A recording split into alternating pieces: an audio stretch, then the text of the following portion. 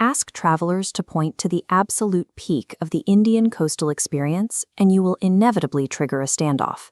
If the country's two most famous shoreline states went head-to-head, which one comes out on top? In the north corner, Goa, a state that built its reputation on unrestricted movement, high-decibel nightlife, and a distinct colonial fusion. In the south corner, Kerala, self-titled God's own country, a region defined by ancient rhythms, deep mysticism, and vast, quiet landscapes. These two cultures developed along the exact same shoreline, washed by the exact same waters of the Arabian Sea. They also sit in the top tier of India's development metrics, boasting some of the highest literacy rates and human development indices in the entire country. They share a coast and a standard of living, yet engineered completely opposite ways of life. Comparing them gives us the ultimate cultural showdown. Goa's tourism model is built on velocity. The infrastructure here is designed to support millions of visitors seeking water sports, all-night beach clubs, casinos, and global music festivals.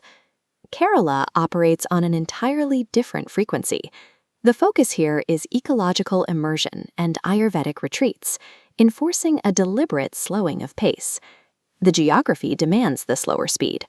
A massive network of inland backwaters isolates visitors on traditional wooden houseboats, removing them from the noise of the main roads. And while Goa keeps you pinned to the sea-level sand, Kerala pulls you thousands of feet up into the Western Ghats, where tea plantations wrap around silent, misty peaks. Goa's modern identity is the direct result of a 4th-century Portuguese occupation, a period that aggressively reshaped local religious practices.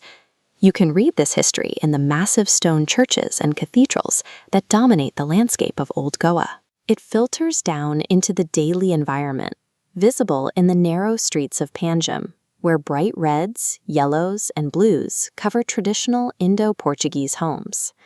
Kerala largely avoided this kind of colonial erasure. Foreign traders came and went, but the core of ancient Indian antiquity remained intact. That preservation is visible in their classical performances. Kathakali dancers train for years to master specific facial expressions beneath heavy, elaborate headdresses.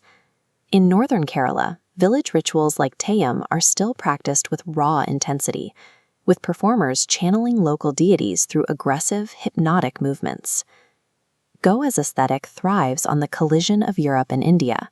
Kerala's power lies in how fiercely it has guarded its oldest roots.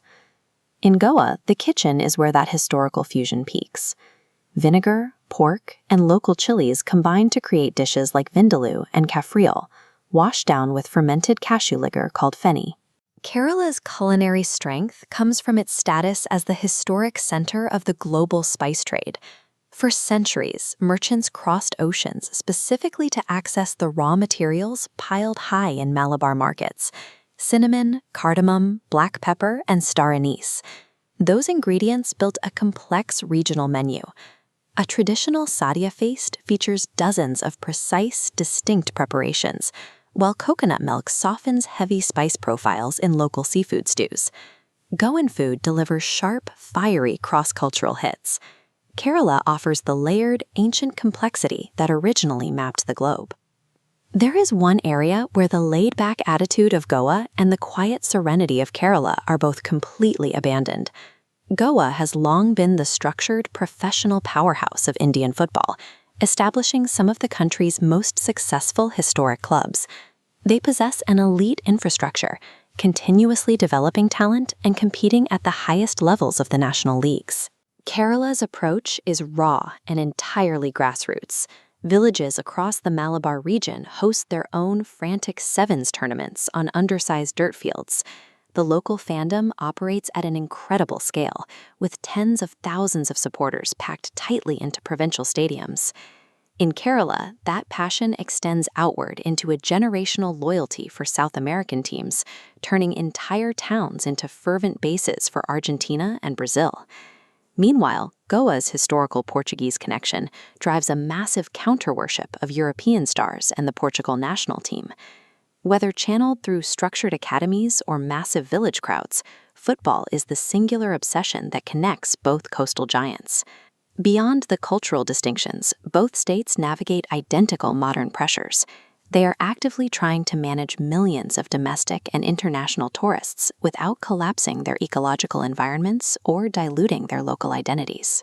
These two neighbors have built entirely different worlds along the same water. They occupy two separate categories of the Indian experience, providing contrasting ways to understand this coastline. Goa provides the required pulse of freedom and celebration. Kerala offers the grounding found in nature and ancient, quiet traditions. To understand the full spectrum of the Indian shoreline, you have to spend time on both ends. But if you only have time for one, which corner are you choosing?